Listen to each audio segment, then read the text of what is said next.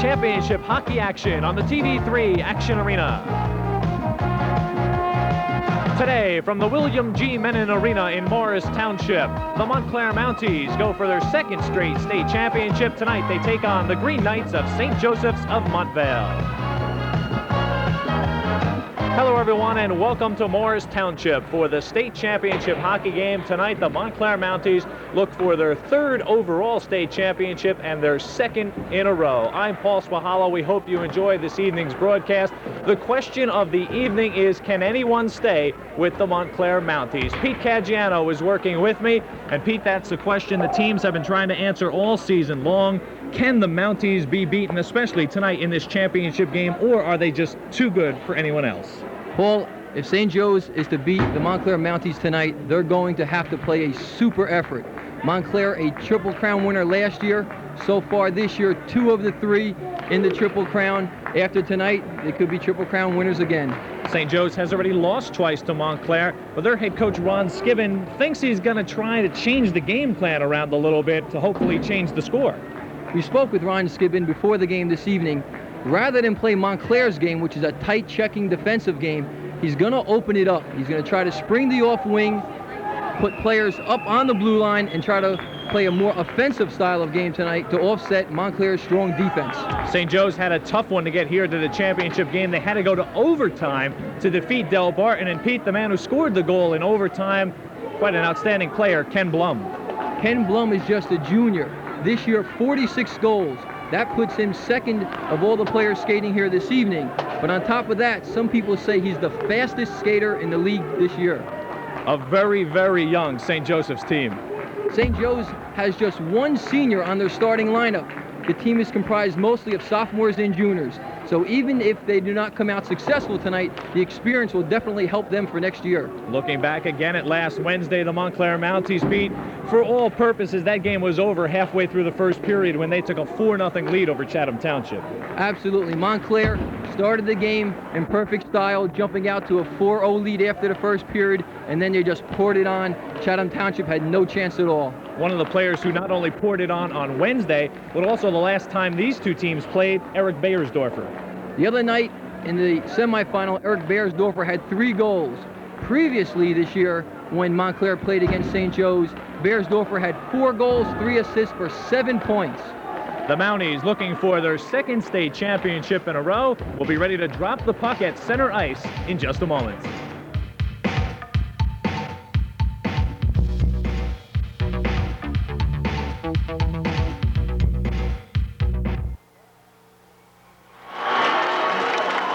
Welcome back, everyone, to the William G. Mennen Arena. We are in Morris Township.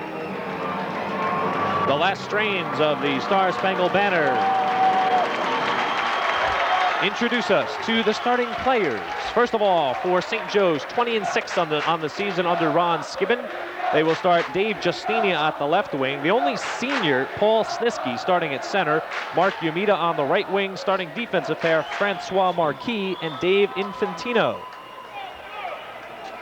Infantino suffered a finger injury Friday in gym, so that may slow him down just a bit. In goal for St. Joseph, there you see him, a junior. Brad Pearson has allowed 3.5 goals per game, but has had a very good state tournament. On the other hand, for the defending champion Montclair Mounties, they are 25-2 under Bruce Parker. They start Eric Beyersdorfer at left wing, John Frank at the center, Phil Mandry the right wing. Starting defensive pair are John Morris and Darren List. And the goalie, well, everyone knows him so well. What an outstanding player, Ed Krupp, a senior, allowing only 2.5 goals per game.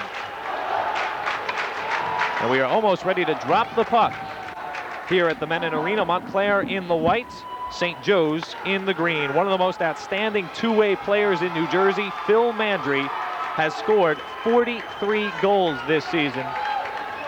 He had a goal and 4 assists the last time these two teams played. And we are underway at the Mennen Arena. St. Joe's again in the green. They're defending the goal to our left. Montclair in the white defending the goal to our right. Snisky picks up the puck. It did clear the blue line, so it will be an offside against Montclair. There we take a look at Darren List as he tried to keep the puck in right at the blue line, but it just snuck over. And we have our first whistle of the evening. Montclair starting with their potent line of Mandry, Frank. Ed Holm, our official, about to drop the puck. And Beiersdorfer completing that first line for Montclair. Dennis McKiernan is our other official. Nice pass shot. Pearson just pops it up into the stands. That was Mandry who got the shot off on the outstanding pass from John Frank. Pearson had to be quick on that shot. It was a good shot. It was low. He was able to extend not only the stick, but he backed it up with his left pad and deflected the puck into the corner. Left side, Umida, that's Siniski, offside. So we will come out beyond the blue line and face it off. That is Ron Skibbin, second-year head coach of the Green Knights of St. Joseph's. 1 year he served as the JV coach under Brian Gallagher. And previous to Brian Gallagher, it was Frank Horan, who was a legend up there at St. Joe's in Montvale. Good hard check. Montclair still, however, controls the puck. Partial steal, Montclair still with possession, and finally, Hunter Ross will break the Mounties out.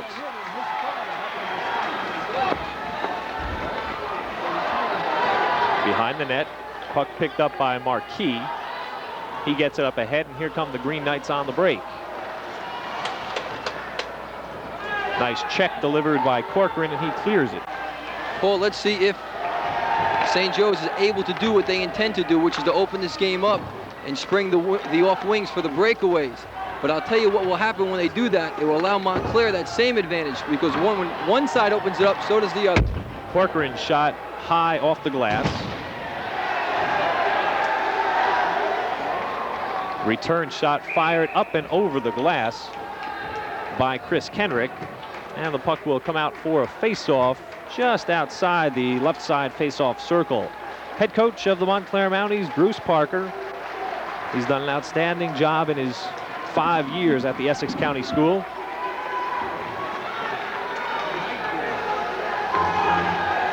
McKiernan will drop the puck, and we are ready to go once again. Early stages, first period of action. Shot blocked by the defense. Out in front, crossing past no one there.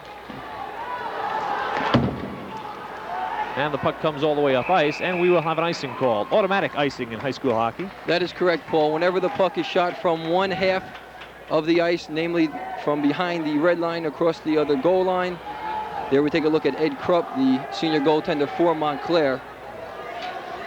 And there's a look at the other goaltender, Brad Pearson, for St. Joe's. 15-minute periods in high school hockey. For those of you who are just joining us for the state final, we know that there are many viewers who know the high school hockey rules inside and out. But again, there are some viewers who are just joining us because of the excitement of state championship hockey. John Morris sends in a shot, and it is just wide left, and he really cranked up and sent that one. Here come the Green Knights up the other way. Sniski gets the drop pass. He is checked hard. And finally, John Frank comes up with the puck. Frank with Beiersdorfer on his right. That is Beiersdorfer leaving the puck for Frank. Phil Mandry picking it up.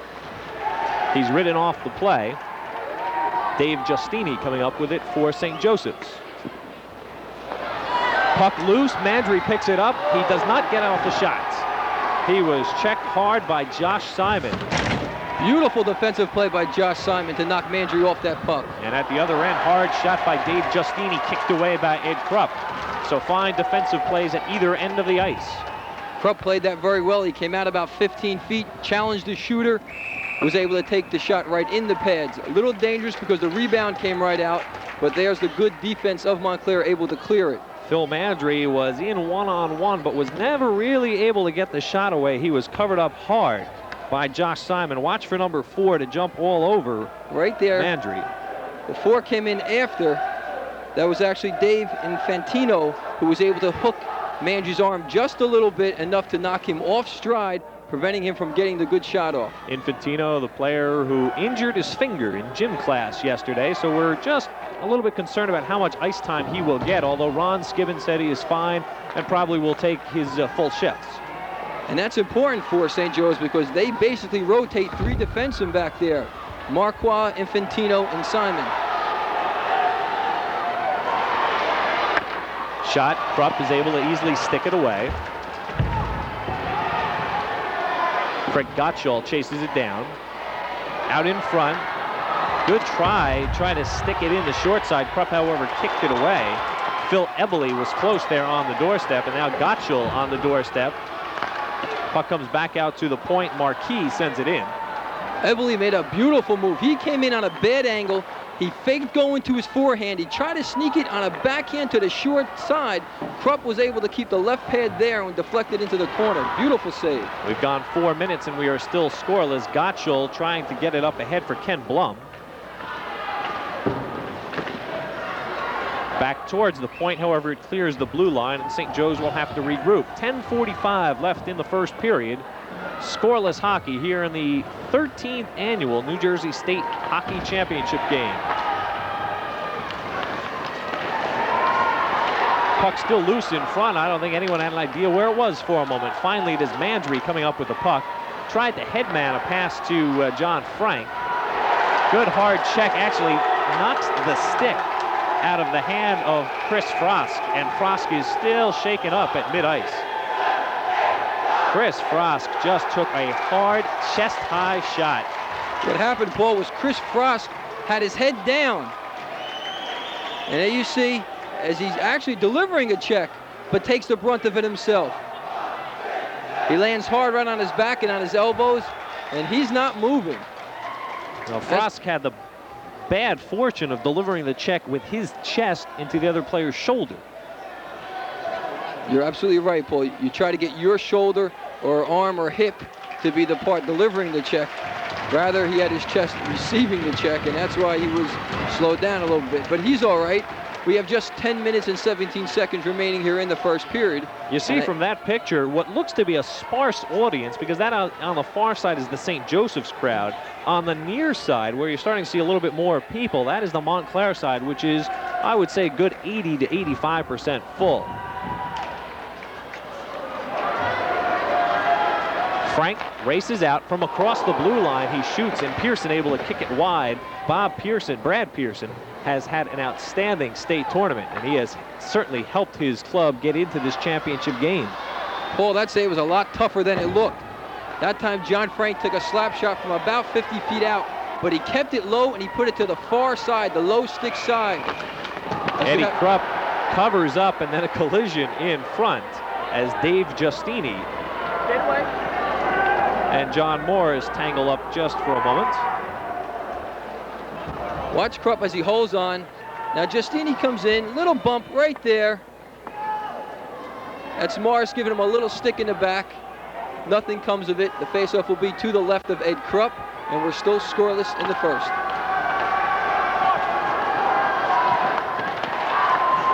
In front, no shot able to be taken by Mark Umida. Darren List is able to clear the puck up to Frank. He gets it to Mandry. Mandry will wind up, take the shot. He is just wide to the right side of Brad Pearson.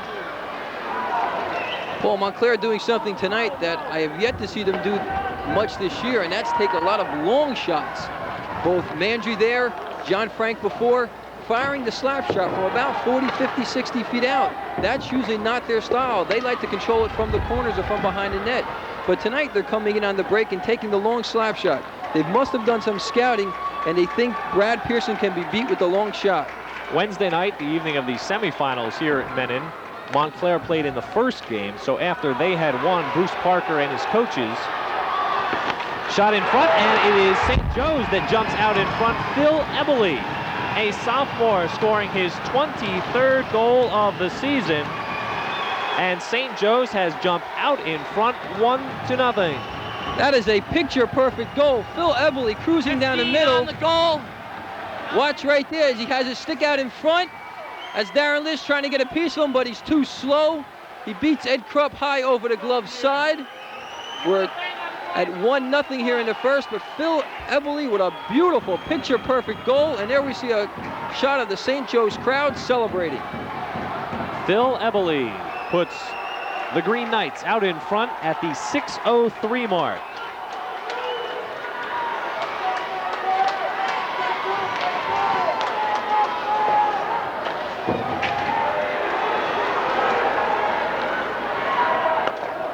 This is something that has not happened to Montclair too often this season. They start out behind. Well, they're starting out behind tonight, and you're right, Paul, that has not happened much this year.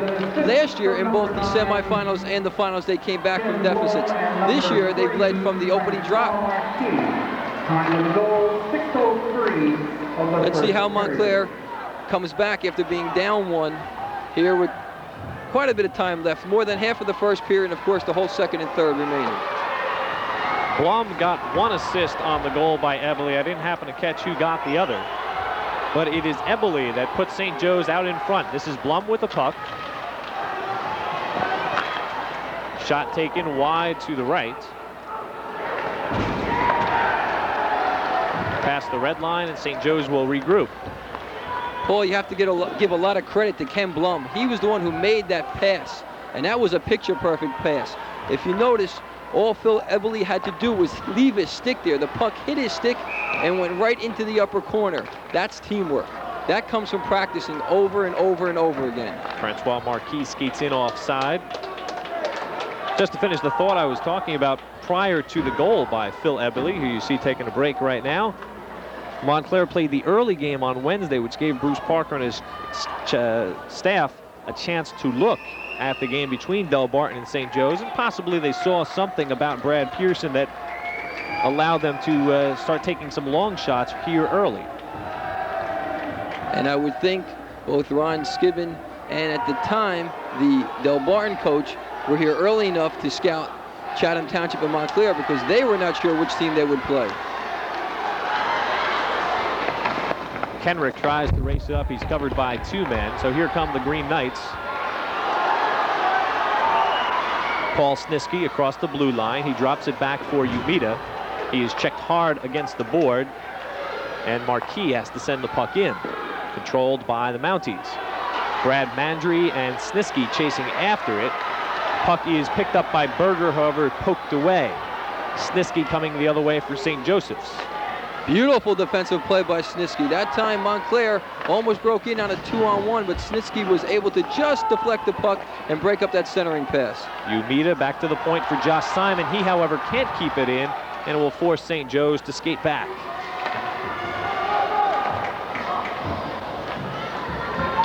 Frank to Mandry. Mandry will wind up and shoot it from more than half the length of the ice. Still Montclair puck just sent wide in front by Frank. Mandry with the puck. He shoots, popped up, and Pearson will catch it on the rebound, even though, Pete, he was bumped by one of his own players. He had enough sense to keep his eye on the puck. He didn't handle the first shot very well. It jumped up about 3 or 4 feet above his head. He was able to locate it. He caught it on his way down and held on. This is Mandry. There's the first centering pass. Watch the shot. He gets a little piece of it right there, Brad Pearson, but now Mandry hangs on to it. There's the quick shot off the gauntlet. He sees it. It's like an outfielder catching a pop fly, and he holds on. And it was Eberle, the man who has scored, who almost knocked the puck away from his own keeper. Puck behind the net, Montclair in control. They trail 1-0. Puck pops free, controlled there by Gottschall, and he'll send it the length of the ice. Paul, that is more Montclair style, that pass from behind the net, that pass from the corner. Knock the long shots from 40, 50 feet out. Although the other night in the semifinals, Phil Mandry did score on a shot from about 75, 80 feet out. Krupp has to put the stick on it, leaves it for Darren List. List marked tightly. Here come the Mounties. This is Frank. Checked against the boards. He can't get a break started.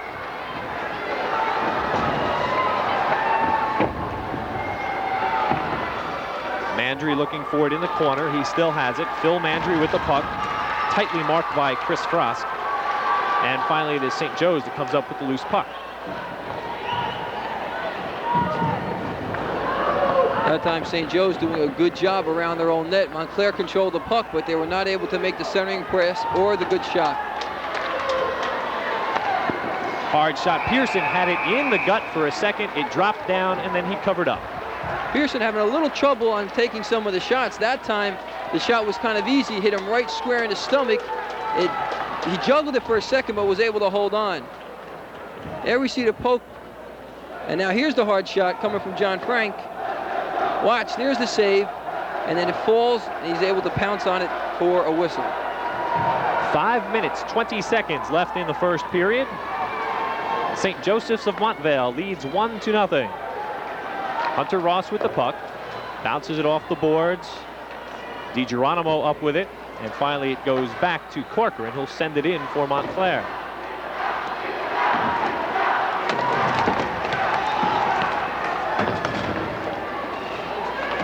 Almost a dead even first period of play if you discount the goal. Each team has had good offensive chances, maybe even St. Joe's a little bit more.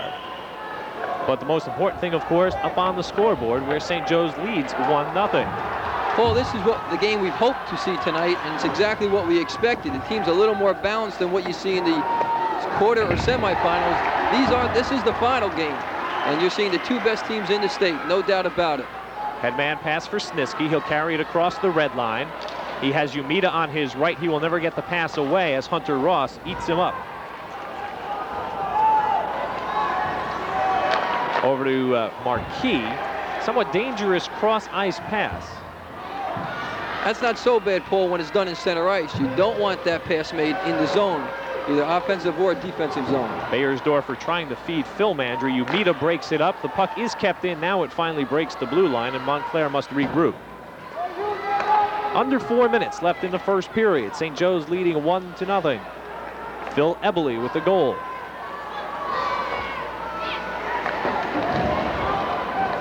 For Eberle, it was his 23rd. For Ken Blum, his 31st assist. Dave Giustini winds up and sends one hard. Krupp has to stick it away. And St. Joe's will change, and they almost caught on the change as Mandry races it up with Frank. Snisky picks up the loose puck. Snisky wants to get off the ice. His line is the one that changed. Paul, you're not going to see many penalties tonight. Both our officials, Dennis McKiernan and Ed Holm, veteran officials, and know the importance of this game. And to be honest with you, it's been a pretty clean game. There's been nothing to call.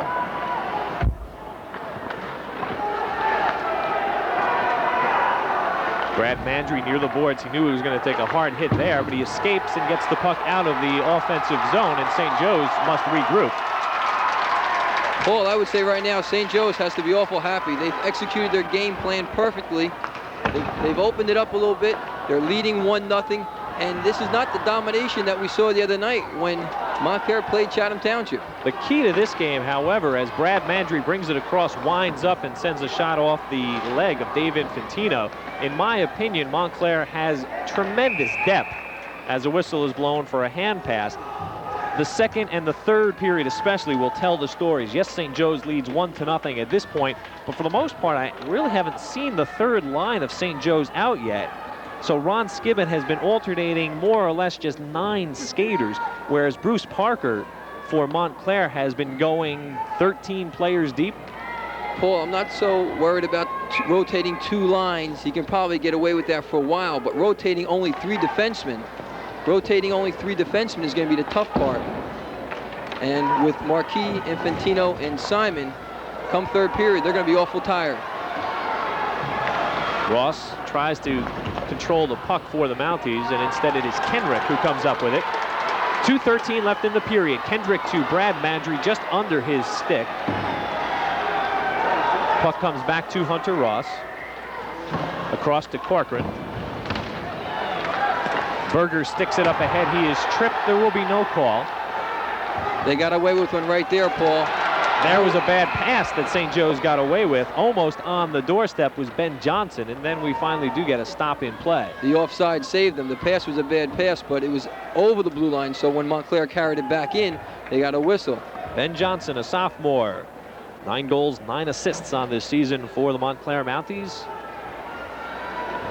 1:50 left in the first period. St. Joe's leads 1-0 on a goal by Phil Eberle.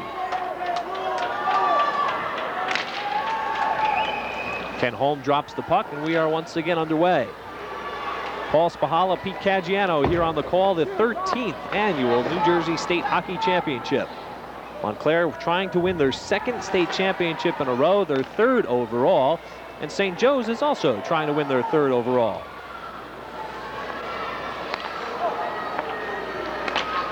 Both of these teams, Paul, for about the past 8 to 10 years have been powerhouses in the North Jersey Scholastic League. Ben Johnson trying to find the puck under the defenseman. It is finally slapped around, cleared back, kept in. Shot hits a Montclair man, DiGeronimo, in front. It's behind the net right now. Sniski with no control, loses it in front to Johnson. However, finally St. Joe's comes up with it as we head for the final minute of the period. Dangerous play that Montclair almost took advantage of. That time Rob DiGeronimo was hit with his own teammate's shot as he was jockeying for position in front of the net. A little ploy like that defensemen like to do is to push the forward into the shot. It does two things. It prevents the forward from putting in a rebound or getting control of the puck, and two, it can sometimes hurt the other forward, and you just like to knock a guy off his game a little bit. 55 seconds left in the first period.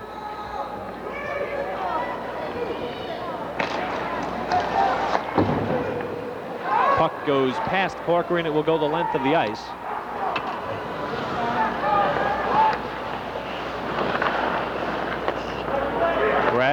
Phil Mandry, crosses to Beiersdorfer. Poke checked away, and we will have a face-off as the puck cleared the blue line. Josh Simon with a nice play as Eric Beiersdorfer taking that rink-wide pass, streaked down the left side, but that time Simon was able to just get a stick on the puck and knock Beiersdorfer off his game a little bit. The puck jumped over the boards, and that's why we had the stoppage. 36 seconds to go. Puck kept in by Phil Mandry. His shot kicked away by Brad Pearson. So again, somewhat sloppy play by St. Joe's results in a hard shot by Phil Mandry that Brad Pearson has to come up with. Brad Pearson, as we see right there, just a junior. This is his third year on the varsity. He's a good one. And of course, as we mentioned earlier, St. Joe's skating with just one starting senior. Everyone else is freshmen, sophomores, or juniors. Shot taken point blank, but Pearson came up with the save. That was a great save by Brad Pearson. Shot taken by Ross, and again it is Pearson with this time with the glove save. Hunter Ross from the point with the hard shot, and Brad Pearson gloved it and stopped the clock. This is the first shot. Watch as he sneaks through. Now a quick wrist shot. Look at the right leg. He was able to get the edge of the skate on to stop it. Beiersdorfer tries for the rebound, but a defenseman slides in front and prevents the shot from reaching the goaltender. 20 seconds left in the period. Puck did not clear the blue line. Phil Mandry comes up with it. However, he wasn't able to get off a shot. Nice defensive play by Francois Marquis. 9 seconds to go. Marquis to Blum. Blum skating in on the right side. His shot hit the back of the net. No goal. Puck still free. It clears the blue line. And that is the end of the first period of play. St. Joseph's is looking for their 21st win of the season. Brad Pearson has certainly helped keep them in the game. It is 1-0 St. Joe's as we head for our first break.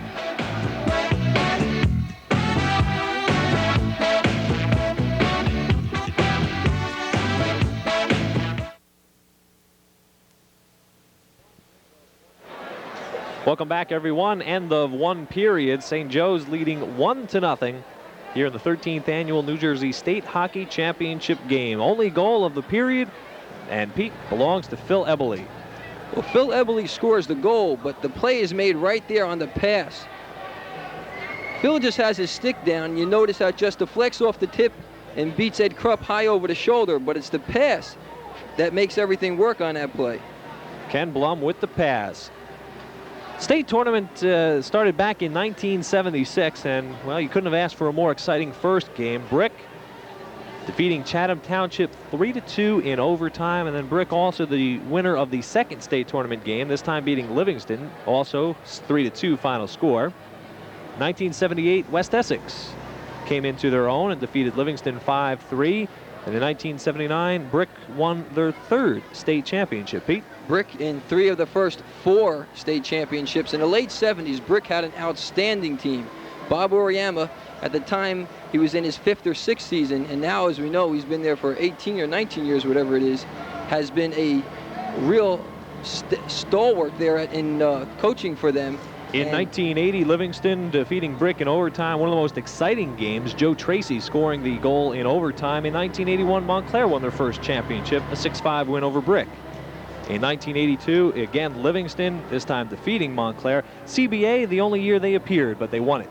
And that was 2 Catholic teams against CBA defeated Seton Hall that year. St. Joe's, a 2-time champion, consecutive years, defeating Brick by 1 in '84 and then defeating Brick again in 1985. Brick has appeared in 8 championship games, 4 times as a winner, 4 times as a loser. And finally, the 2 most recent championships. The 4th championship for the Brick Green Dragons was in 1986 when they defeated Del Barton 2-1. And then last year, Del Barton again made an appearance. However, they were beaten by the Montclair Mounties. Final score of that game was 4-2. Currently, Montclair trails 1-0 against St. Joseph's. Both teams looking for their 3rd state championship. We'll be right back.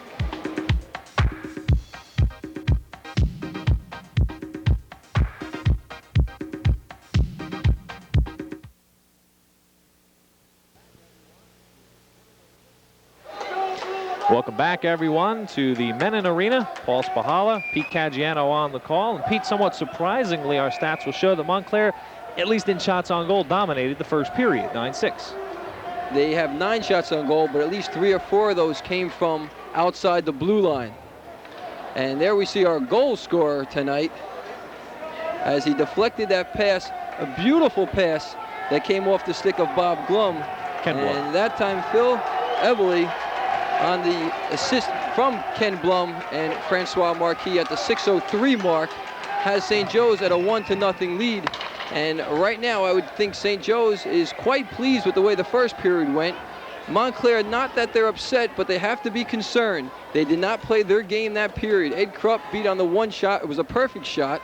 He was able to turn aside the other 5, but I think the first few minutes of this period will dictate the outcome. For some reason, Brad Pearson is out at mid-ice speaking with our officials. Pete, do you have any guess? I sure do, Paul. I've worked quite a few games here this year in the Morris County League. There's probably an extra amount of water right in front of the net that Brad Pearson will be defending. Unfortunately, at this rink, when you get towards the end of the season, and it's not unique to this rink, when you get towards the end of the season and the ice gets a little thicker, it doesn't freeze as quickly. So he has a few puddles there, and what happens when you have an extra amount of water is the puck will stop rather than slide when it hits a puddle. So they're going to get a squeegee now, I'm sure, and just try to push some of that water off to behind the net so it will freeze a little better and we'll be able to start our second period. And as I recall, that happened last year in our championship game. I think it was the other end last year. There you can see the amount of water, as you see. That's Dennis McKiernan doing a little extra work as a maintenance man, pushing some of that water away from the crease. A lot of water there. Looks like the TV3 studios after heavy rain. Brad Pearson concerned about the area in front of his crease. So there'll just be a momentary delay here. 1-0 our score. St. Joe's in front. And this is the last telecast of a game in the winter sports season, with the exception of the New Jersey High School All-Star basketball game being played down at Rutgers for us here at TV3. Eddie Krupp waiting in the nets. And as soon as these players leave the ice, many of them will head out to the lacrosse field. We have a special program coming up on TV3. About 2 weeks ago, Mike Butler, John Chinaski, and myself were on the road to bring you a show that we're calling Lacrosse, Spring's Other Sport. It premieres Thursday evening, March 31st at 8 p.m. It traces the history of New Jersey high school lacrosse, paying particular attention to Montclair, Columbia, and Westfield, 3 teams that have been dominant in the past 15 years or so of New Jersey high school lacrosse. We invite you to watch Thursday evening, March 31st at 8 o'clock right here on TV3. Paul, quite a few players. Johnson from Montclair, Brad Manger from Montclair, all lacrosse players. Very interesting story as we start the second period. John Frank, who is out on the ice as a forward for Montclair, becomes a goalie in lacrosse. Puck sent back to Krupp. He covers up and will have a face-off. The interesting part is that I would have thought that a goalie in one sport would want to be a goalie in the other, or if you're a forward in one, stay on offense or defense on the other. But John Frank plays forward on the hockey line, plays in the nets for lacrosse. Many times, Paul, you just want to change the scenery from going from the goal scorer, there we take a look at John Frank, to the ultimate stopper, the goaltender. But the sports are pretty similar in the fact that there's 2 goals, one on each end, this time in ice. In lacrosse, it's a field, and you're putting an object past a goaltender to score a goal. Early stages, second period. St. Joe's leading 1-0. This is Phil Mandry with the puck. Don't give Mandry too much free skating area. He comes in, shot just wide to the right. Mandry, one of the best skaters in New Jersey, and you really can't give him as much room as St. Joe's had just a moment ago. Pass in front, Beiersdorfer on the receiving end, and finally he gets it to John Frank, who stuffs it home for the goal. John Frank, our lacrosse goalie, scoring his 51st goal of the season. John Frank on a poor angle that time, but the advantage of being a right-handed shot on the left side. There we see the first pass. That's Beiersdorfer. Now watch, he just skims the puck on the backhand of Frank. Fakes once, fakes a second time. Now he shoots. Beats him on the short side. Montclair has tied it just a minute into the second period. For John Frank, that is his 51st goal of the season.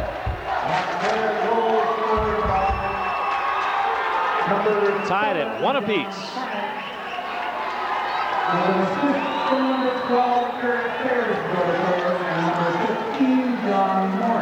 The assists on the play will go to John Morris and Eric Beiersdorfer.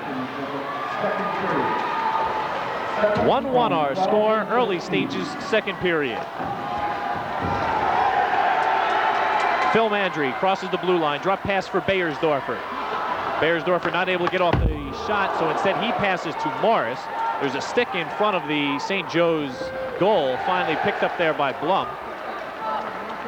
And here come the Green Knights. Paul, Montclair really picking up the pace, and with their top line out, they're putting a lot of pressure. There we have an offsides, and the play will stop. With that top line for Montclair of Beiersdorfer, Frank, and Mandry, as we take a look at our goal scorer tonight, his 51st of the season, John Frank, and he did it with a beautiful move. He faked once, he faked the second time.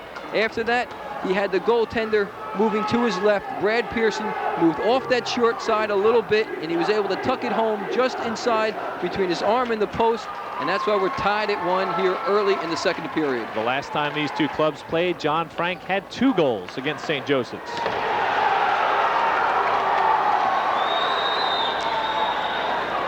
Puck slides back to Ed Krupp, and he will cover up, and we'll have a face-off. Ed Krupp taking no chances, holding on, as the shot was taken from about 40 feet out, not particularly hard. Krupp is a senior, probably considered one of the top in the state. He is usually a stand-up goaltender. The last 2 shots we saw him pounce on as they came from about 40, 50 feet out. He likes to cut down the angle, and he's real tough to beat on the first shot. Usually it takes a rebound if they're going to score. Hunter Ross picks up the puck, and finally does clear the blue line. Sent back in. Recovered there by Brian Felber. Corcoran now with the puck. Checked hard behind the net, but he does get the pass away. Across the red line.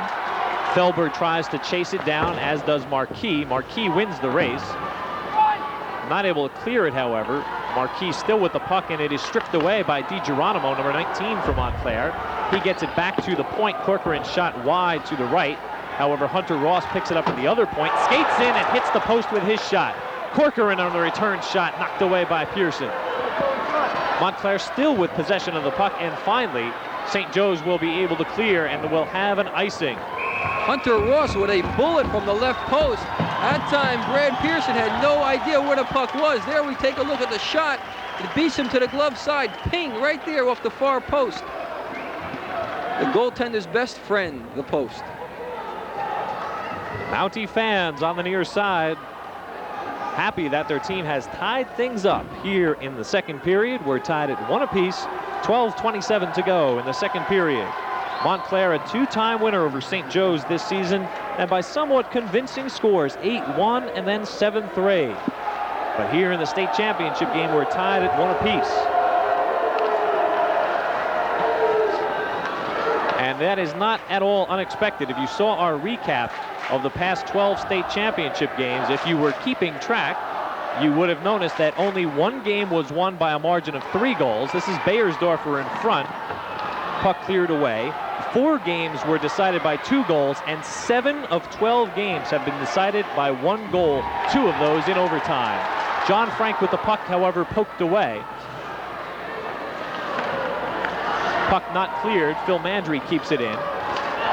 Bayersdorfer with the loose puck. His shot just wide. And Pete, you are right. Montclair has picked up the tempo. Here comes Phil Mandry. Another thing I like about Montclair is they like to use the middle. Many times when the guy's on the side, he'll go to the middle before taking the shot, as that shot goes way out of play as it deflects off a St. Joe's stick. That one was so high, it hit the organist. Way up in the upper deck. There's another good shot of our crowd. Probably somewhere in about 1,500 to 1,700 people here tonight, as we take a look at Ron Skibbin as he encourages his team to play a little better, a little stronger. They're not quite the same team they were in the first period. So far, the second period has been all Montclair. St. Joe's two-time state champions in '84 and '85, both times beating the Green Dragons of Brick. Puck kept in by Marquis, sends it across, and it rolls around the top of the boards, between the boards and the glass. Finally comes down. Berger clears the puck away. Marquis and Infantino race for it, and it is Infantino from St. Joe's coming up with it. Marquis tried to clear it, and finally the puck does cross the blue line. Paul, before you saw the puck ride right around the rink on the top part of the boards as we take a look at Bruce Parker. That puck is in play. It doesn't necessarily have to be on the ice. What a player will do at that time is play the puck with his hand, knock it down from the edge of the boards to the ice so he can play it. 10:53 left in the second period. We're tied at 1 apiece.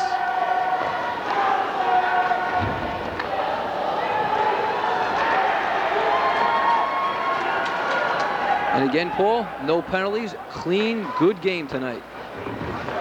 Penalty box has been a lonely place this evening. Not one has been called yet.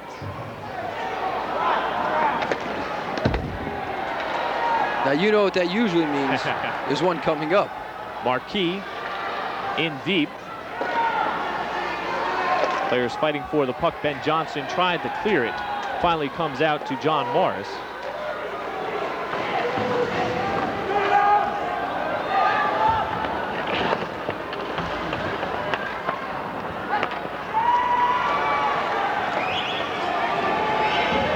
And again, it is John Morris chasing it down. Both teams use a pretty similar breakout, having their wings both right and left pretty high on the boards, taking the centering pass from the defenseman and then relaying it to the center, breaking down the middle. Good check by Phil Mandry. And it is Montclair coming up with the puck. Frank didn't get off a good shot. Bayersdorfer, however, did get off a shot that Pearson was able to stop. That time Bayersdorfer had an excellent opportunity but did not get off the good shot. He's a left-handed shot. There we see. Nice move by John Frank. Loses control. Pearson sticks it away. Now watch right there. Doesn't quite get all of it. He knows he has to go high. Didn't get all of it. The puck just flipped over his stick, and it was an easy save for Brad Pearson. But Eric Bayersdorfer, the man who had 3 goals in the semifinal game, just missed on a chance right there. And it was Bayersdorfer who had a 7-point game against St. Joe's the last time these two clubs played. 4 goals, 3 assists. John Frank with the puck for Montclair. He's ridden off the play. Puck comes all the way back. Hunter Ross will chase it down. Kept in by Blum. Blum skating in. His shot goes wide.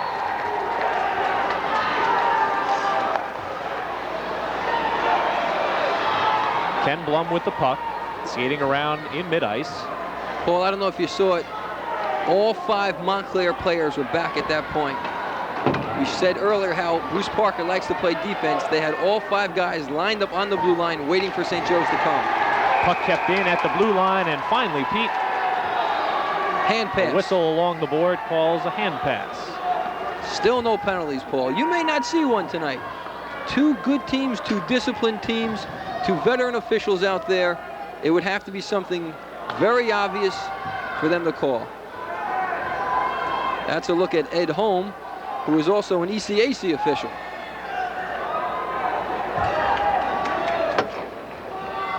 Teams make minor changes. Exactly 9 minutes left in the second period of a 1-1 hockey game. St. Joe's scored in the first period. Montclair with the only goal here in the second period. List skates it across. Takes it in deep. Centering pass for Mandry. Doesn't find his stick. Morris on the return shot is wide. Puck kept in by Morris. Phil Mandry with the puck. Mandry had an excellent opportunity just there. He didn't quite get good wood on it, but Morris from the point made a beautiful shot that just went wide. List will chase it down for the Mounties. Excellent pass a moment ago by Darren List. He gets it up to Mandry. Montclair just looking for a line change, so they dumped it in, giving the puck to St. Joe's so they can get a fresh line out there.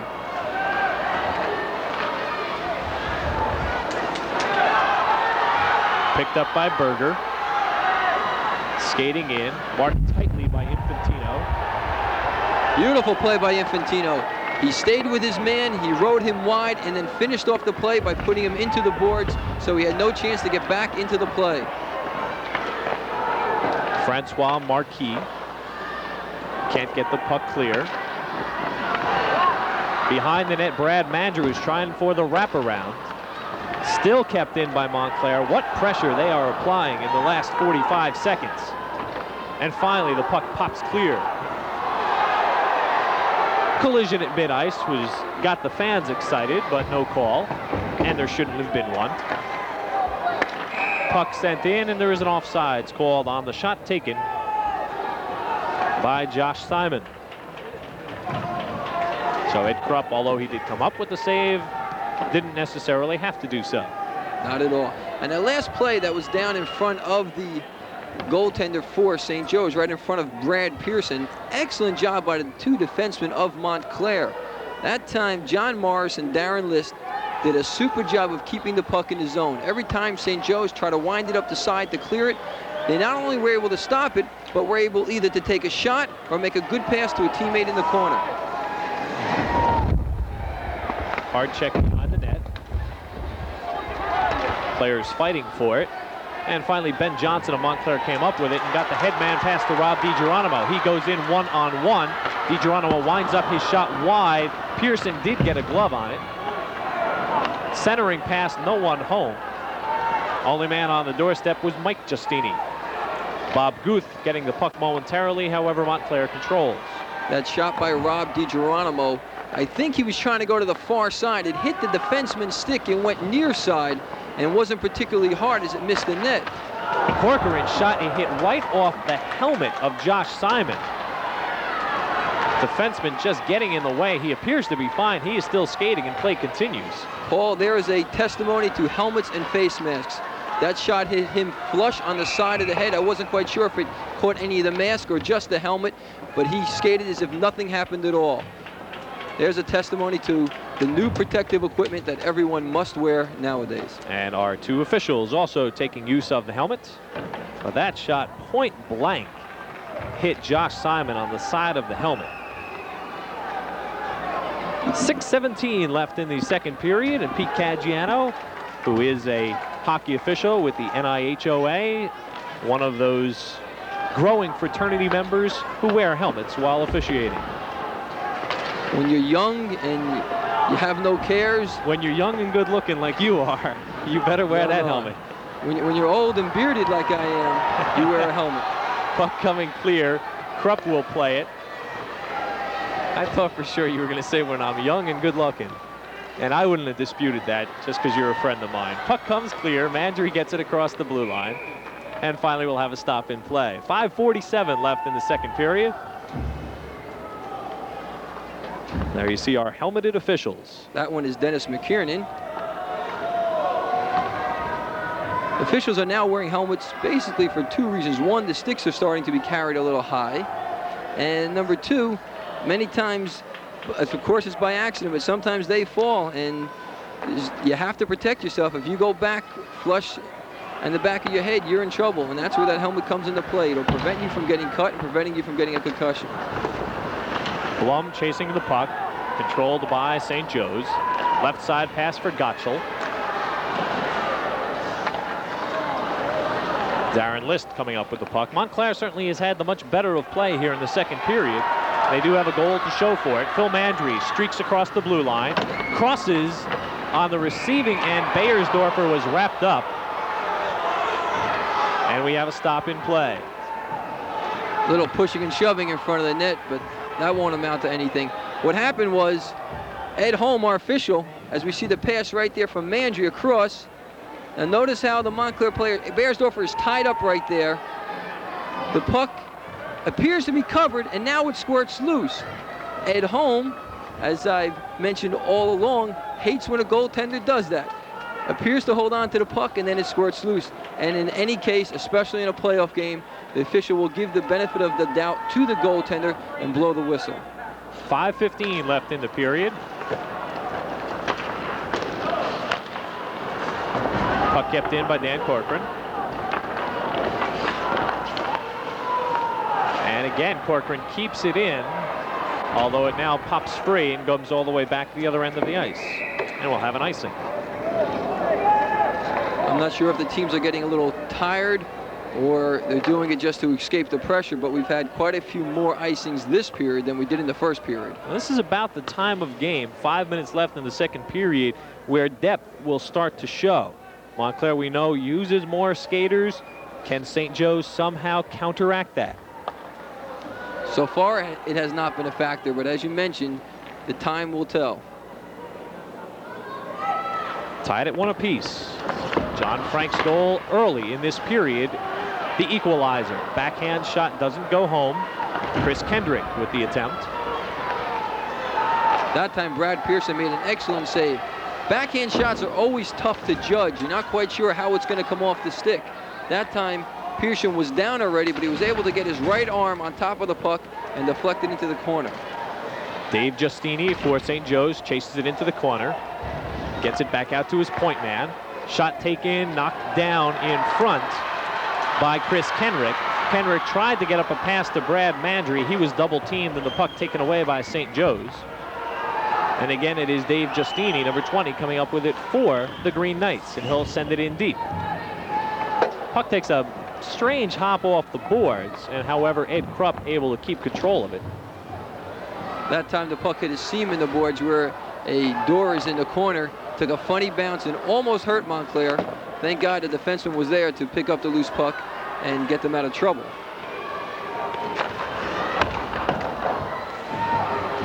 Take a look around the boards. Here may be a big break for St. Joe's.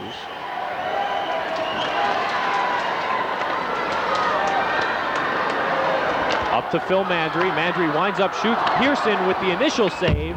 Rebound popped behind the net. That time they caught Phil Mandry in full stride. He came over the blue line, let a good shot go as we see another save. And then a leg save by Pearson. Hard shot from the point by John Morris. And Brad Pearson again keeping his team in this game.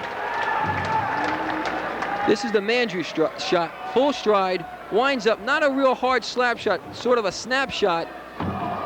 Little trouble right there, and then a defenseman kicks the puck behind the net. The play continues, comes back out to the point. Morris with a hard shot, and that time Brad Pearson was just able to close up before John Frank tucked home a rebound. 3:21 left in the second period.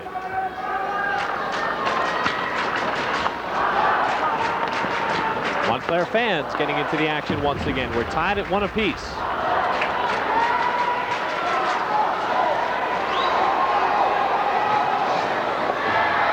the ice right now. Two teams that have combined for 3 of the last 4 state championships. Puck squirts free of List, knocked away by Krupp. Return shot by Gottschall. How did Ed Krupp come up with that one? He is 20 feet out of the net, and play continues up to Phil Mandry. Mandry crosses the blue line, skates in. He's a bit deep. He tries the wraparound. Pearson kicks it away. That time Ed Krupp, who was caught out of his net, what he did while he was prone, laying on the ice, extended his right arm, and the stick extended another 3 feet beyond that. He laid it right on the ice and stopped the shot. Remarkable save. And then when everybody thought there was going to be a whistle, play continued, and that's when Mandry had the break. Here Krupp comes out of the net, knocks it away. Gottschall will come up with the puck. Watch Eddie Krupp and the stick. Watch the stick. He'll throw it right back out to his right there. A goaltender stick measures 3.5 inches wide. Where you see that Christian USA in blue, that's 3.5 inches wide. Where a normal forward stick is anywhere from 1 to 1 1/4 inches. And that's the little extra that stopped that shot and saved Ed Krupp.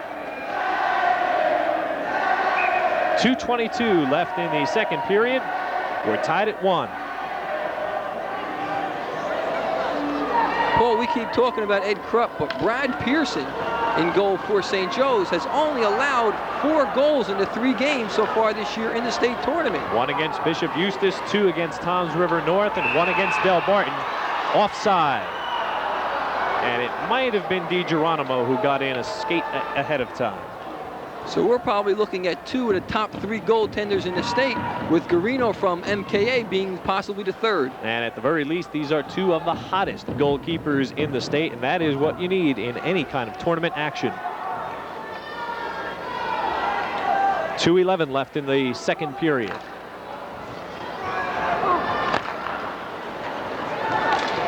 Puck cleared the length of the ice, and there is an icing call, which will send it back the other way. Bruce Parker looking on, trying to win his 2nd state championship. The Mounties were 22-4-2 last season, beating Bergen Catholic in the semis and beating Del Barton in the championship game. And that very evening we said, Bruce, the pressure will be there from this moment until 1 year later to try and repeat. In front, Pearson just barely blocked it, and now with the puck unseen by the referees, the whistle is blown. Oh, that was very close. Right off the face-off, the puck chipped up, and Pearson had to be quick as the shot hit him right in the chest. Right there, right under the neck. And then watch as he's groping for it. He doesn't quite have it. And then a few gloves and a few bodies of massive humanity pounce upon it, and we have a whistle, but that was close. That was Ben Johnson who got off the quick backhander and then was the man knocked into Brad Pearson. Oh, the backhand shot is becoming a lost art. Today the fellows, so much bigger, so much stronger, like to wind up and take the booming slap shot. But the backhand is such an excellent shot because it's very unpredictable for a goaltender. Most of the time a forward knows where he's going with it, but the goaltender, because it comes off the stick at a weird angle, has a lot of trouble handling it. Dave Giustini clears the blue line and then takes a hard check. 1:49 left in the second period.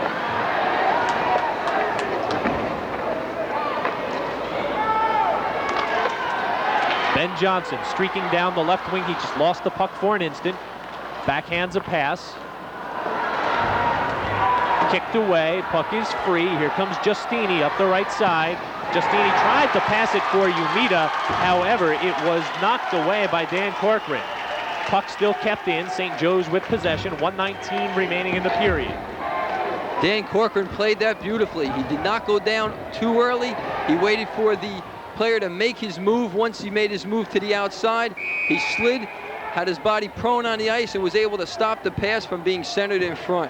Excellent play by Dan Corcoran. Now watch Dave Giustini. Pete, do you think right now he's thinking, maybe I should have shot instead of passed? Well, either that or he had to lift the pass over his body.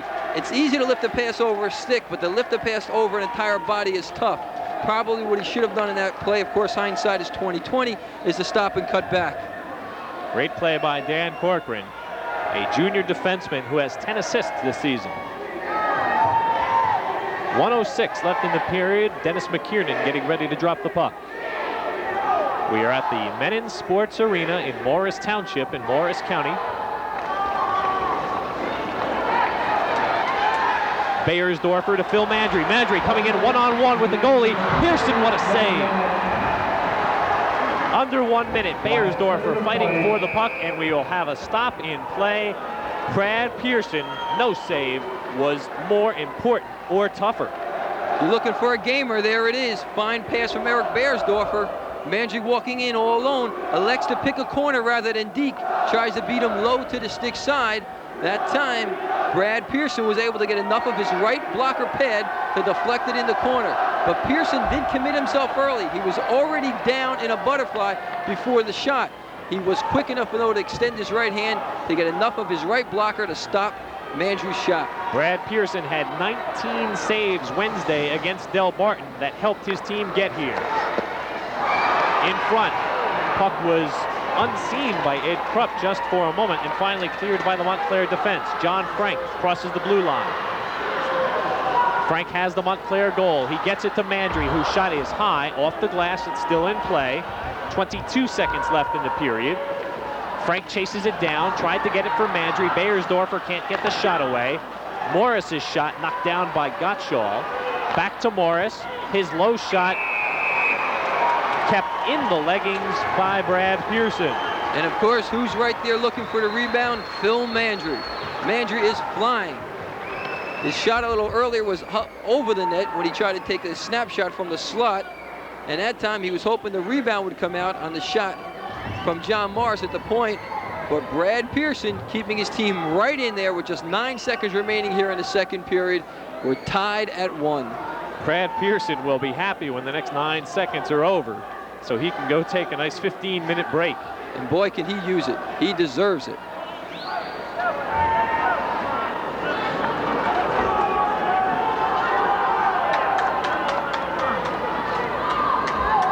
Puck finally dropped.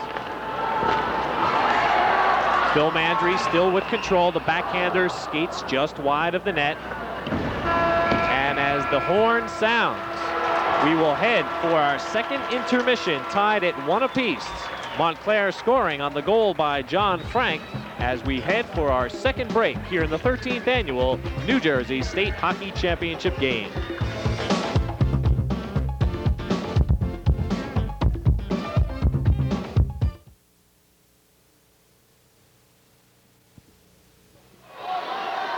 Welcome back, everyone. We are tied at 1 apiece. We're still in the middle of the second intermission here at the William G. Mennen Arena in Morris Township.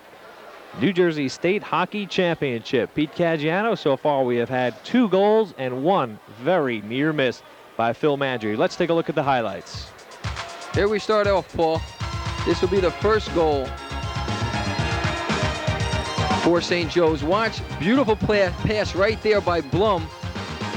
And all Eberle has to do is just keep his stick on the ice. He deflects it high over Ed Krupp. That's the first goal, or only goal of the first period, to put St. Joe's ahead by 1. Now this is the play by John Frank. Fakes once, fakes a second time, and then beats to the short side a surprise Brad Pearson. Now here's the almost goal.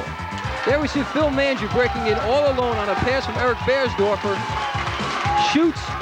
A great save by Brad Pearson, and Pearson had committed himself early. He did an excellent job to get his right arm out to stop Phil Mandry. Pete, on one hand, St. Joe's has got to be ecstatic to be 1-1 going into the third period, but on the other hand, this is the type of game Montclair basically has played all season, a very smart defensive game, and they jump out and make their offensive opportunities, and if it hasn't been for several great saves by Pearson, this could easily be a 4-1 game right now. You're absolutely right, Paul. I'm not quite sure how to read this. Obviously, St. Joe's coming in as the underdog has to be happy entering the third period tied. But are they playing into Montclair's hands? Montclair all along, the better defensive team. They rather play the close, tight checking 1-goal game than to open it up. Now earlier, St. Joe's said they were going to open it up, and they have played a more wide open style than we expected. It has gotten them this far tonight, a 1-1 tie going into the third. I don't think they'll change their strategy. I think they're going to continue to try to open up and try to beat Montclair in a wide open style. And certainly no way are we going to suggest that St. Joe's upset their way here into the championship game. Several weeks ago, many people thought it would come down to Montclair and St. Joe's. Brad Pearson, who was, as you recall, a little bit upset with the front of his net before the second period, now doing a little repair work to the ice at the other end here in the early stages of the third period. Every period, Paul, the team switch ends that they defend. The end that Ed Krupp is standing in front of is the water end, as we take a look at Ed Krupp right there. That time, Brad Pearson saw a little chip in the ice, and just as water can change the direction of a puck, so can a little chip. We're tied at 1 for what could be the final 15 minutes. Beiersdorfer shot just wide, and he almost broke the tie on the first shot of the third period. That was dangerous, Paul. That was real close. I don't think Brad Pearson had a good look at that one. Here comes Blum the other way. He fakes a shot, tried to pass. It was picked off by Phil Mandry. Up to John Frank. Frank skating in on the left wing. Phil Mandry coming up with the puck. He tried to center it for Beiersdorfer, knocked down and controlled by the Green Knights. Across the blue line. Eberle can't get the shot off. Here comes Phil Mandry the other way. Both teams skating end to end to start the third period. Shot high, goes off the glass. It's still in play.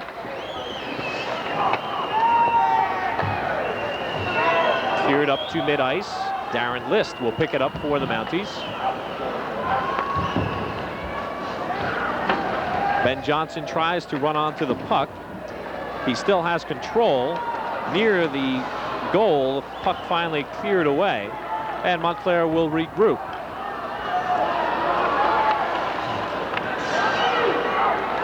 So far, both teams coming out skating here in the third period. Good chances by each side. Neither team being able to capitalize yet. Dave Giustini in center ice. Puck finally sent back into the Montclair offensive zone.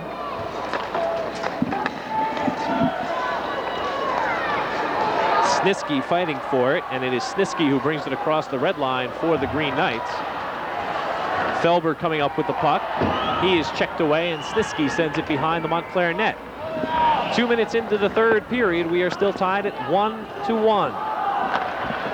Hard shot taken by Francois Marquis.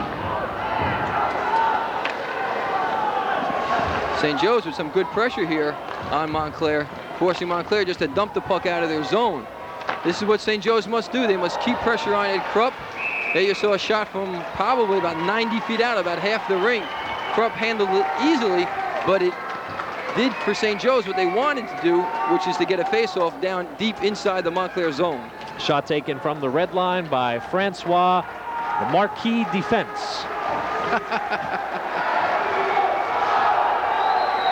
Francois Marquis, a junior defenseman with 20 assists this season. Combine that with his 7 goals, gives him 27 points for the season so far this year, Paul. Infantino sends the puck up ahead to Frost. He gets it to Guth.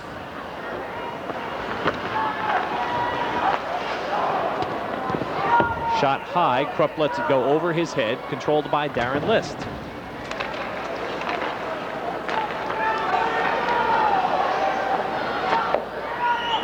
St. Joe's doing a good job here, keeping the pressure, keeping the puck in on Montclair, not allowing Montclair to make their move. List races it across. However, he got ahead of the puck. It was poked away, and List skates in off sides. We are 3 minutes deep into this third period, still tied at 1 apiece, and the action has been fast-paced here in the third period. And of course, Paul, being a playoff game, a state final game, we will have overtime tonight. So if after the third period we remain tied, we will play an extra period to determine a winner. Face-off just outside the Montclair blue line.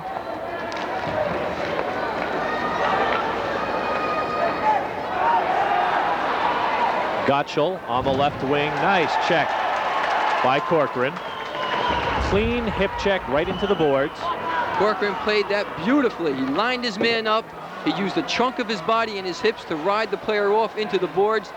Not only took him off the puck, but also able to stop the scoring drive. Frank with the shot just goes wide right. Frank was double teamed before getting the shot away. Puck cleared of the blue line. Montclair will have to regroup. Mandry is onside. The puck sent in. Pearson has to lunge for that one. Just barely got his stick on it. Kept in. Corcoran with the shot, and it's in. Pearson actually appeared to get his glove on the puck, but then it just went past and in. Dan Corcoran with the goal, his second of the season.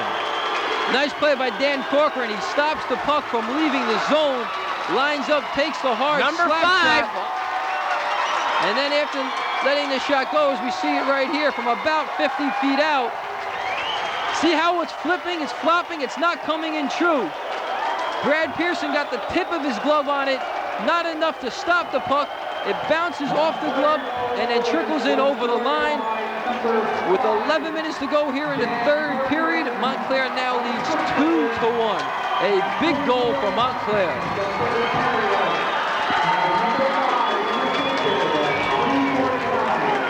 That's Brad Pearson, a little dejected right now.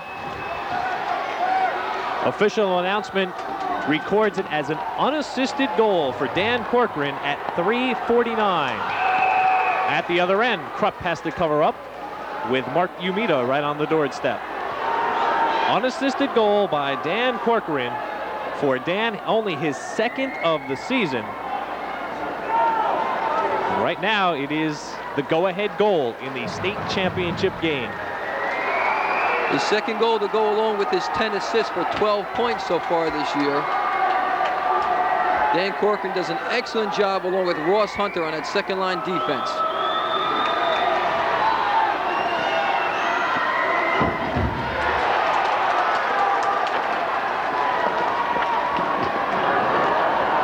Puck escapes Krupp.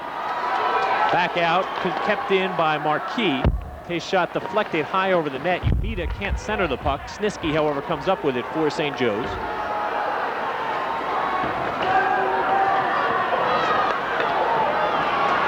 And finally, it is List coming up with it for Montclair. He has Ben Johnson on his right. He centers it for Johnson, sticked away by Pearson. Difficult save for the junior goalie. Umita crosses the blue line, keeps control, cannot get a pass off, however. He was covered up hard by the defenseman. That was a nice play by Darren List as he beat the St. Joe defenseman to the outside and then tried the centering pass. What we saw was the speed and the skill of Darren List there before. Kept in by Beiersdorfer. He tried to poke a pass across to Frank, and all the way up the other side, we will have icing.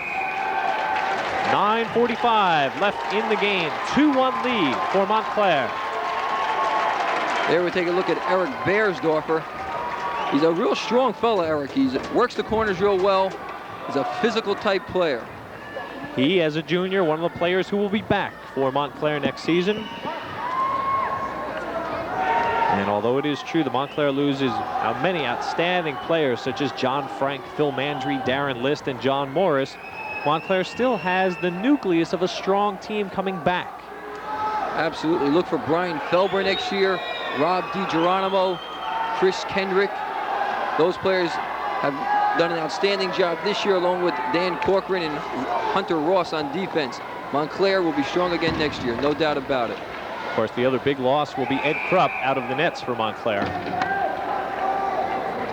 One thing Bruce Parker has done this year, especially in games where Montclair has had a commanding lead early, he has gotten Colin Samuelson, the junior backup goaltender, in as much as he can. So although their top goaltender, Ed Krupp, has played most of the season, Samuelson has gotten some time on the varsity. 2-1 lead for Montclair, looking for their second state championship in a row. We were here not 12 months ago when Montclair defeated Del Barton 4-2. And in that game also, Paul, they came from behind to beat Del Barton. And that one was also tied headed into the third period, 2-2.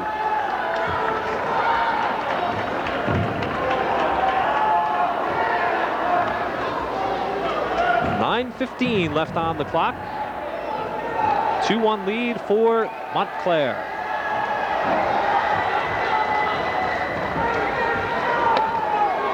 Five years ago, Bruce Parker took over this club from Don Ecclestone, who had it for a number of years. And it just seems every year Montclair has a good team. It's been a tradition for a long time, and I think that will continue for a long time to come.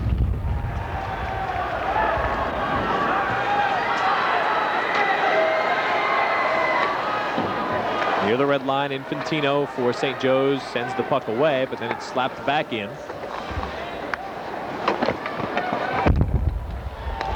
That was a dangerous pass right in front of his own net. He got away with it, though. Montclair, one of the few communities that have their own ice rink. Shot taken just wide. And that obviously is a big benefit to have as much ice time as you want.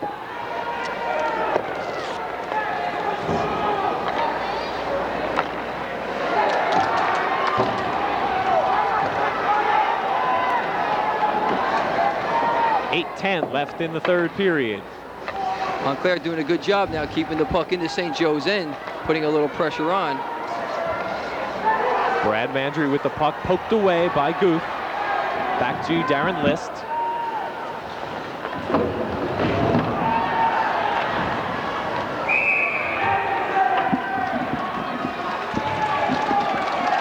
Puck clears the boards. That gentleman to your right there, in the light blue shirt. In a light blue shirt, of course, is the writer for the Star Ledger, the famous Rick Blywise. He's the fellow who covers both high school and college hockey for the North Star Ledger, and we thank him for all the support he's given the boys all year. And you can see him with his notebook, writing his game story on this championship hockey game.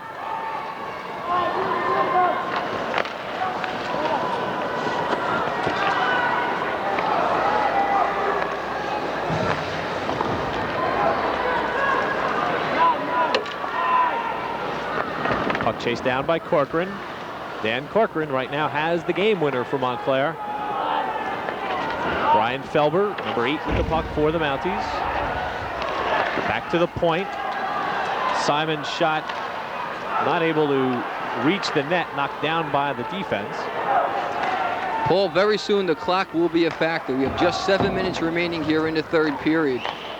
Probably, if nothing has happened in the next 2 to 3 minutes, St. Joe's is going to have to throw caution to the wind and really open it up, putting 2 and 3 guys deep. Mandry across the line. What a hard slapper from about 10 feet away, point blank. And Pearson just kept right next to his post and did not allow any kind of shot for Mandry. That save was a lot easier than it appeared. Brad Pearson played the angle perfectly. Phil Mandry did all the work by shooting right into Pearson. All Pearson had to do was stand still. The hard part, I assume, never having played goalie, was to not try to move. Because when you move on a shot like this, you open up a space where that puck can go. Well, he doesn't have time to move. The shot's so quick and it's from such a close angle, he doesn't have time to move. That save is made in anticipation by positioning yourself before the shooter even takes the shot. And by hugging the post, he obviously did not allow any space on his side. And Mandry, as you said, shot right into the pads. 6:45 to go. Mandry changing sticks. I guess there were no goals in the other stick, so now he has a stick that maybe has 2 or 3 goals left in it. There we take a look at our time. 6:45 remaining here in the third period. And as we mentioned earlier, there will be overtime if we finish tied. Hockey players certainly as superstitious as baseball players are about their bats. Nice sliding play by Darren List. Excellent defensive player. List, an all-state player last year, named to the A Division All-Star team this season. John Frank skates in. He's got Mandry on his left. He will try to take it in deep, lost the handle for just a moment.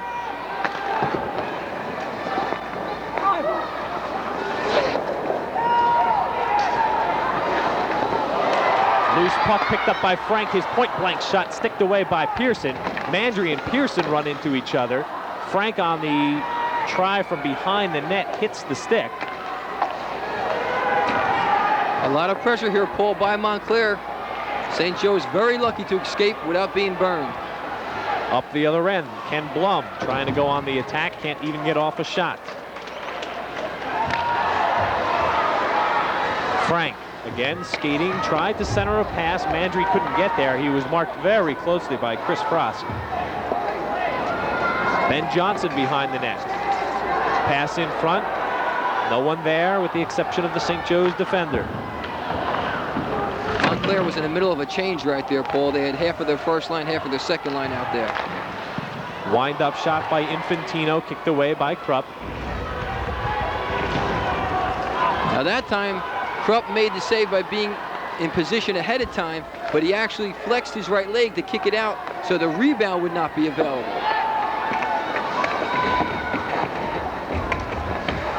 Behind the net, Felber chases it for Montclair. Goes out to the point, shot taken from there, hits a defenseman in front, and finally cleared up by St. Joe's. 4:44 left in the period. 2-1 Montclair lead. We are now coming down to crunch time, Paul. St. Joe's has to open it up right now. 7 of the last 12 state hockey championship games were decided by 1 goal, and our margin right now, 1 goal. Dave Giustini with the puck for St. Joe's. Someone lost their stick, finally picked up. And what we're seeing is a real fast third period. Very few whistles, still no penalties, and we're seeing a lot of good skating. Picked up by Simon. Crosses the blue line, drops a pass for Snisky. His shot didn't really get all of it. Up the other way. Controlled behind the net by Deuceabout. And we will have a whistle with 3:45 remaining. St. Joe's jumped out early in the first period. Montclair tied it in the second on John Frank's goal. And at 3:49 of this third period, Dan Corcoran with an unassisted goal. That right now is the winning margin. 2-1 our score. And Montclair is starting to play a little bit of a defensive game. They're keeping 4 guys back, and whenever the puck is in their zone, all they're doing is dumping it outside their blue line.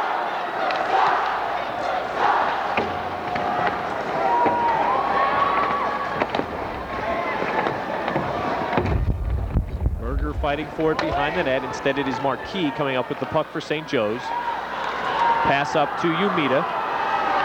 Umita drops it, looking for Snisky. Snisky's shot, he passed it across in front. Dave Giustini was there, but it just got past his stick. Paul, that's a disadvantage of being a left-handed shot coming in on the right side. That time, Giustini couldn't quite extend his arms far enough back to take that pass, because if he did, we would be tied at 2. Hard to tell whether Snisky was shooting or passing, but either way, the puck just dribbled past Krupp, but Giustini couldn't poke it home. Puck kept in by Mandry, however, controlled once again. Here come the Green Knights. Krupp with the save. Puck bounces out clear and finally cleared of the blue line. Gottschall chases it down for St. Joe's. And we'll have a face-off. 2:37 left to play. Paul, I think we're coming up to timeout real soon. Brad Pearson coming to the bench for a quick drink of water. And I think he found the cupboard bare. He quickly tossed that bottle right back to the bench. St. Joe's last year made it into the state semifinals before being knocked out by Del Barton. This year they get to the championship game with a very, very young team. Expect to see St. Joe's back in this tournament, making themselves known once again next year. Paul, the game is tight like we expected. St. Joe's is staying with Montclair, which is something we really didn't expect. Blum's shot just wide.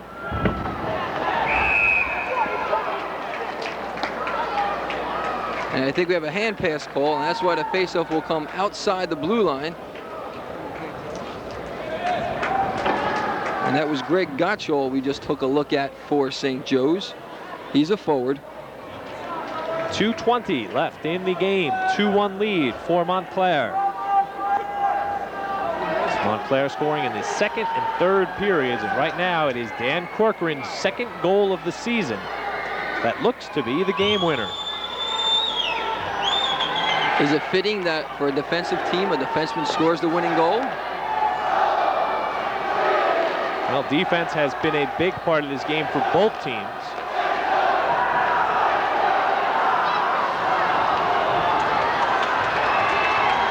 Here comes Phil Mandry. 2-on-2. Mandry's shot knocked away by Pearson. That was a great save by Pearson. Mandry cutting from his left to his right, went back to the short side, and that time Pearson got his right blocker on the shot. Blum's shot in front, cleared away by the Montclair defense. Kept in, however, by Marquis. Marquis still with the puck. Drop pass for Blum. His backhander knocked down by Krupp. Back out to Marquis at the point. His shot gloved by Krupp for the save. Another game-saving save by Ed Krupp. That time the shot came from the point. There was a screen in front. Krupp was down already, but he was able to extend his left arm, get enough of the glove on it to hold on. And we're going to see the pass come from the corner out to the point. That's Marquis with the shot.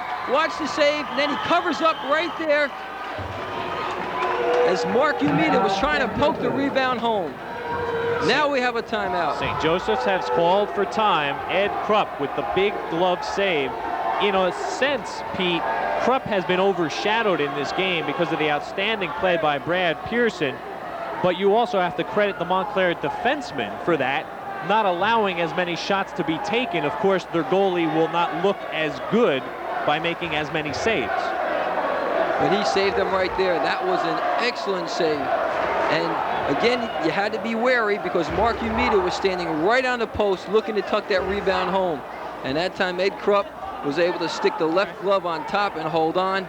But with just 1:31 to go, right now St. Joe's is discussing their strategy, whether they're going to pull Brad Pearson, or I should say when they're going to pull goaltender Brad Pearson. But as we look at our score, 2-1, 1:31 remaining, we're going to have an action-packed finale. There is Brad Pearson, helmet off, talking to his coach, Ron Skibbon.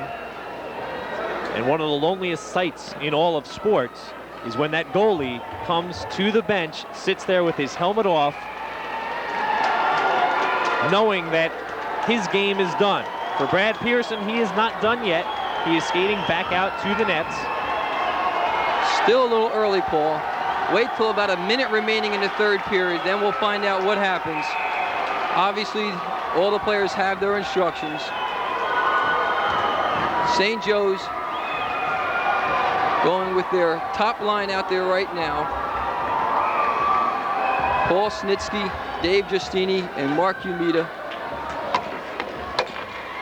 Ed Krupp in the nets, hoping that for the next 91 seconds, he can keep the puck from getting behind him, and he will end his senior year with a second consecutive state championship. He has already helped his team win 2 consecutive Gordon Cup championships. And 2 consecutive league championships, I should say division championships. Now I think Montclair is going to call their timeout. A 1-minute timeout scored by Montclair. Paul Pearson, our public address announcer, making the call that Montclair has called for a timeout. Montclair, Gordon Cup champions the past 2 seasons. They defeated Brick last season in the Gordon Cup final, and this year they beat Seton Hall Prep. And while we have a second, let's thank Reynolds Fossey, the manager of the Mennen Arena, and his staff for all of their help the past 3 nights. Brad Pearson, knowing that it's just a matter of time before his junior season is over, and he will probably be spending the final minute or so of that season on the bench. hoping that no one scores in his empty nets, and hoping more so that his team is able to score. Very interesting state championship game. Not one penalty has been called. And our officials tonight have done an excellent job. Ed Holm, veteran of many years. Dennis McKiernan working with Ed Holm. That's Dennis right there. St. Joe's fans standing and applauding. 91 seconds left. The Montclair fans, they will be counting down the time to victory. St. Joe's will be counting down the time to what they hope is a game-tying goal.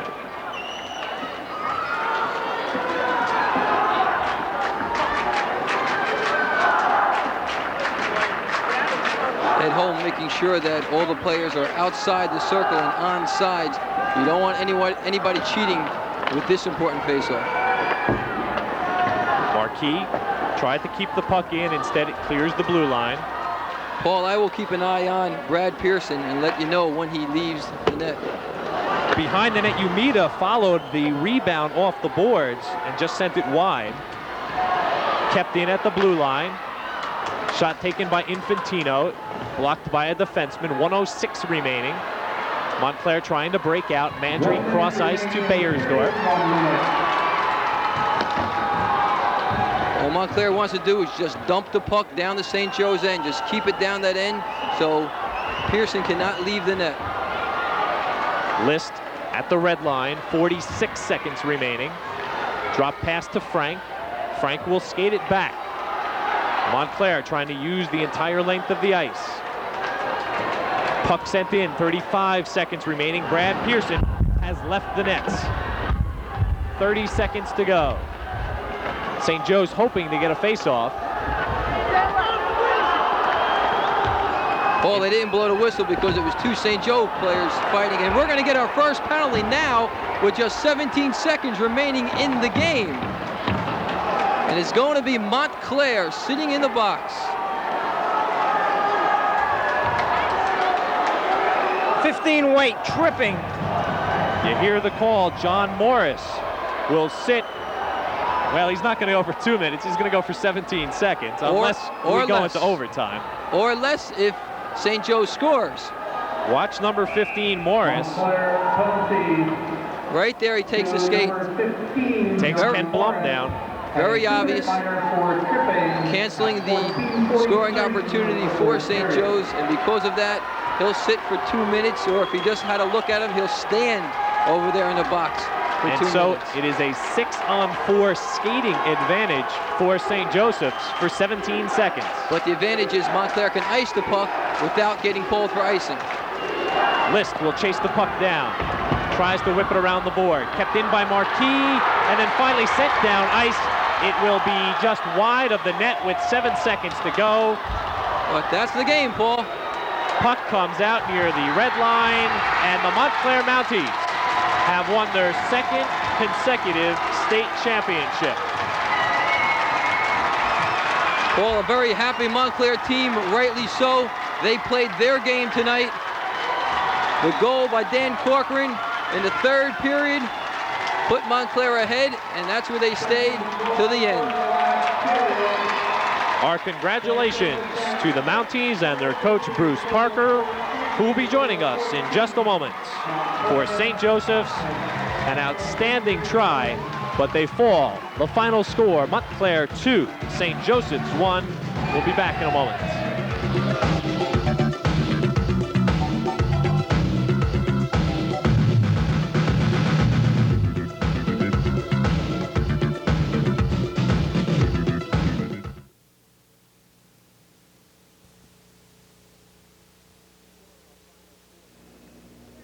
Two-1 our final score. Montclair wins their second consecutive state championship this evening, defeating the Green Knights of St. Joseph's. With me right now, Ed Krupp. Ed, when the other team's goalie is having such a great night, and Brad Pearson certainly had a tremendous night this evening, what is the goalie, what are you thinking of at that time? Basically, whenever you get a chance, trying to top them. That's the only thing you can do. You got to try and keep your team in it. And if you can come up with a big save and bring up their confidence, then that's just, better. Were there any points in the game where they were doing anything differently that on their shots that maybe you weren't expecting? Well, from last time we saw them, they were passing a lot more, using their point men a lot, and crossing their passes between the point men. I don't think we were prepared for that in the first period as much, and we were a little overconfident. But as the game went on, we got our, brought it down a little bit, and we played our game. We've got a highlight here I'd like you to talk us through. It's 2-1 at this point, closing minutes of the game. Francois Marquis will take the shot from the point. Did you see it all the way? Yeah, I followed it from the back, and when it got to his stick, I came out onto the angle. And when he took the shot, there's nowhere else to put it except on the glove side where I left a little space. But it appeared you dropped it a little bit there. Yeah, when it came down, it came out of the glove, and I just pulled it into my pad. Was that the most difficult save of the night in your estimation? I'd say yes, it was. Because with 1 minute and 30 seconds left, that's a key save to make it 2-2. That would just totally blow the game. So you have to make those kinds of saves. And one final quick question. Obviously, you got to be thrilled to go out as a winner as a senior. Definitely. I've enjoyed playing 4 years for Montclair, best time of my life, and just to win this 2 years in a row makes it all the better. All right, Ed Krupp, thanks very much for coming by. Congratulations. Ed Krupp, the senior goalkeeper for the Montclair Mounties, recording that big save that we showed you among many others. Dan Corcoran, why don't you step on in here? Dan Corcoran's goal won the game for his team. Dan, before we get to that defensively, Ed just told us they were passing a little bit more, using their point men a little bit more. As a defenseman, what did you notice about what St. Joe's was trying to do this evening? If anything, I saw that they were trying to split us up, trying to open the ice. And by passing to D, which we use, it opens the ice further, and you're able to make more plays, and that's what they try to do with us, but it didn't succeed. Montclair certainly tries to win with defense. You did it this evening. Were you, however, maybe a little bit concerned about being such a low-scoring game? Oh, yeah, especially where it's 2-1, but we figured if we could keep the score the way it is and play defensive hockey, we could come out victorious. The score was 1-1. We have a highlight set up for you here, and it's obviously one of the highlights of the year for you. Yeah. Tell us about the shot. I saw the pass coming across, and hopefully the guy was going to miss it. I counted on it, and as soon as I got it on my stick, I took a shot, and it was just a bad save, if anything. Pearson was having such an excellent night. Were you and the other players talking amongst yourselves, how are we going to try and beat this guy tonight? He appears to be extremely hot. Oh, yeah. We were trying to shoot for his low stick side. That's the only way we could really score on him. He's a good goaltender, and if he shut us out in this game, especially in the States, there's nothing he can do about it. So we try to concentrate on shooting it low under his stick. Dan, congratulations. Second goal of the season. I don't know if you remember much about the first one, but you'll always remember number 2. I sure will. Thank you very much. All right, Dan Corcoran, thanks very much for stopping by. And finally joining us, the man who joined us 12 months ago in this very arena, Bruce Parker. Bruce, 12 months ago, we talked about the fact that you had won and the pressure would build from that very moment. Was this a pressure-filled season because you were the defending champions? No, I don't think so. That's not the way we approach things. Our job as coaches is to take the players that we have available and do the very best job that we can with them. And I feel no pressure about last year, and I won't feel any pressure next year about this current year. I just want to savor the moment. I want the kids to savor the moment. They've done a super job. They came together as a team early in the season. Some things happened that caused them to do that. And they've been just a great group of kids to work with. I speak for Tom Clifford and for myself. We couldn't be prouder of them. Having beaten them twice in the regular season by somewhat decided scores, 8-1 and 7-3, did St. Joe's play a whale of a game tonight just because it was the state championship, or were they just a steadily improving club as the year went along? Well, I don't know the reason why they played a great game tonight, but I do know that they played a great game tonight. In particular, they were ready to play in the first period. They just came at us and threw everything but the kitchen sink at us, and we ended up that period down 1, and a lesser team could have gone into the locker room and folded. But this group of kids came out in the in the second period, outshot St. Joe's by an 11-2 margin in the second period, started to beat St. Joe's to loose pucks, started to play St. Joe's body and take them physically, which they were doing to us in the first period. They were beating us to all the loose pucks. They were taking the body on us, and we were kind of just looking for an easy W. And easy W's don't come about in the state tournament. particularly in the state finals, and in particular against a club the caliber of St. Joe's. Give Ronnie Skibbin and his kids all the credit in the world. They played a whale of a hockey game, and I feel fortunate that we were able to edge them by one. There's obviously no way to replace players like a Phil Mandry and Ed Krupp, a Darren List, all the other seniors, but Montclair, it seems, always has a nice stock of underclassmen ready to move up. Well, one of the strengths of our program is that we attempt in each season to get people ready to play for the next season, and that's a deliberate effort on our part. A year ago, there was no way we were going to replace a Martin Statlander or a Billy Morris, John Morris's older brother, two kids who had super seasons for us, and Dougie Macon, an outstanding defenseman. But we found kids that were on our bench last year and didn't get a lot of ice time last year who came to the fore this year and played superbly. Bruce, congratulations, 2 in a row. Thank you much. All right, Bruce Parker, head coach of the Montclair Mounties this evening by a 2-1 score. They have won their second consecutive state championship, third state championship in the school's history. Pete Caggiano, we could not have asked for a better game. It had all the great elements, tremendous defense, especially by the goaltenders, and finally a somewhat hero that no one really expected. Only the second goal of the season for Dan Corcoran, but maybe the biggest one of his high school career up to this point, certainly. Definitely the one he will remember for the rest of his life. Corcoran intercepted the puck at the point, let a slap shot go from about 50 feet out. It just squeaked past Pearson, allowed Montclair the 2-1 lead, and of course their good defense, they just hung on. And if that puck didn't flutter away from Brad Pearson, we might still be playing hockey right now. Oh, absolutely. Pearson played a super game. Ed Krupp played a great game. This is the end of the high school career for people such as Phil Mandry and John Frank, two people we saw quite a few times on the Action Arena this year. As you heard Bruce Parker say, somehow they always have more skaters, other players ready to come up and take the role of their graduating seniors. Pete Caggiano, we thank you for being with us for another high school hockey season. It is now out of the arenas and onto the playing fields of baseball and softball and lacrosse for us here at the TV3 Action Arena. We thank you all for being with us. For Pete Caggiano, I'm Paul Spahala. And again, our final score in the 1988 New Jersey High School Hockey Championship game, Montclair 2, St. Joseph's 1, Montclair again, the New Jersey State Champions. Good night, everyone.